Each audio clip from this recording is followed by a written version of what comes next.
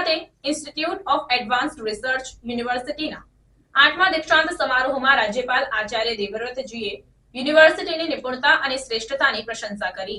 ગાંધીનગર ખાતે institute of advanced research યુનિવર્સિટીના 8મા દીક્ષાંત સમારોહમાં રાજ્યપાલ આચાર્ય દેવવ્રતજીએ યુનિવર્સિટીની નિપુણતા અને શ્રેષ્ઠતાની પ્રશંસા કરી હતી।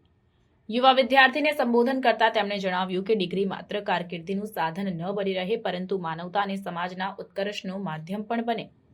તેમણે ઉમેર્યું કે જીવનની સૌથી મોટી સિદ્ધિ સારા કર્મો કરવા અને અન્યના દુઃખને દૂર કરવામાં છે। ભલે આપણા પ્રયત્નો નાના હોય, પરંતુ સકારાત્મક વિચારસરણી અને યોગ્ય દિશામાં કરાયેલા પ્રયાસોથી ઇતિહાસ રચી શકાય છે। આચાર્ય દેવવ્રતજીએ વિદ્યાર્થીઓને પોતાનું જ્ઞાન અને કૌશલ્ય સમાજના કલ્યાણ અને વિકાસ માટે ઉપયોગમાં લેવા અપીલ કરી હતી। ભારતીય સંસ્કૃતિ અને ગુરુ શિષ્ય પરંપરાના મહાત્મ્યનો ઉલ્લેખ કરીને તેમણે કહ્યું કે પ્રાચીન ભારતમાં શિક્ષણના કેન્દ્ર ન તો ભવન હતા કે ન તો વર્ગખંડ, પરંતુ ગુરુનું સાનિધ્ય અને તેમનું જ્ઞાન શ્રેષ્ઠતમ ગણાતું। આ પરંપરાએ મહાન ઋષિમુનિ અને સમાજ સુધારકો પેદા કર્યા, જેમણે દુનિયાને એકતા, ભાઈચારો, અહિંસા અને સત્યનો સંદેશ આપ્યો છે।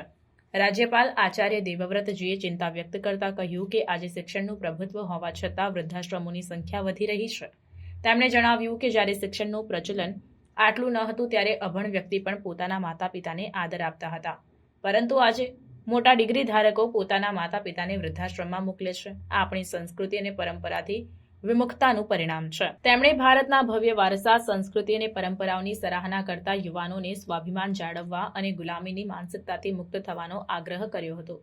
તેમણે ઉમેર્યું કે ભારતે હંમેશા ભૌતિક અને આધ્યાત્મિક શિક્ષણ વચ્ચે સમન્વય સાધ્યો છે, જે આજે પણ વિશ્વ માટે પ્રેરણારૂપ છે। આઈએઆર યુનિવર્સિટીના વિદ્યાર્થીઓ, શિક્ષકો અને પ્રશાસનને સંબોધતા તેમણે યુનિવર્સિટીની સિદ્ધિઓ અને તેના સંશોધન કાર્યોની ગુણવત્તાની પ્રશંસા કરી હતી। તેમણે જણાવ્યું કે આ સંસ્થાન અત્યંત પ્રભાવશાળી છે, કારણ કે તેનો પાયો વર્તમાન ભારતના યશસ્વી પ્રધાનમંત્રી અને તે સમયના ગુજરાતના મુખ્યમંત્રી નરેન્દ્ર મોદીજીએ નાખ્યો છે, અને તેનું ઉદ્ઘાટન ભારતના ભૂતપૂર્વ રાષ્ટ્રપતિ અને મહાન વૈજ્ઞાનિક ડોક્ટર એપીજે અબ્દુલ કલામે કર્યું। આ બંને મહાન વ્યક્તિઓએ પોતાનું જીવન ભારતના સર્વાંગી વિકાસ અને રાષ્ટ્રીય ઉન્નતિ માટે સમર્પિત કર્યું। તેમણે જણાવ્યું કે આઈએઆર યુનિવર્સિટીએ પોતાના સંશોધન કાર્યોની શ્રેષ્ઠતાને કારણે આંતરરાષ્ટ્રીય સ્તરે વિશિષ્ટ સ્થાન પ્રાપ્ત કર્યું છે।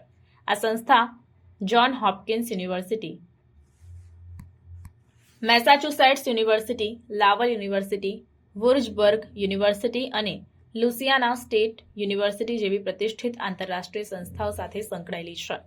વિશ્વવિદ્યાલયે artificial intelligence, machine learning, data science, forensic science, cyber security અને સોશિયલ સાયન્સ જેવા નવા અભ્યાસક્રમો શરૂ કરીને સમયની માંગને અનુરૂપ થવા પ્રયત્ન કર્યો। સ્ટાર્ટઅપ્સ, ઉદ્યમશીલતા અને નવીનતામાં પ્રોત્સાહન આપવામાં સંસ્થા આગવું સ્થાન ધરાવે છે। રાજ્યપાલે કહ્યું કે યોગ્ય દિશામાં કરાયેલા સંશોધન અને શોધ જીવનને ન માત્ર સરળ બનાવે છે, પણ સમાજ માટે સુખદાયી અને સુવિધાસભર છે।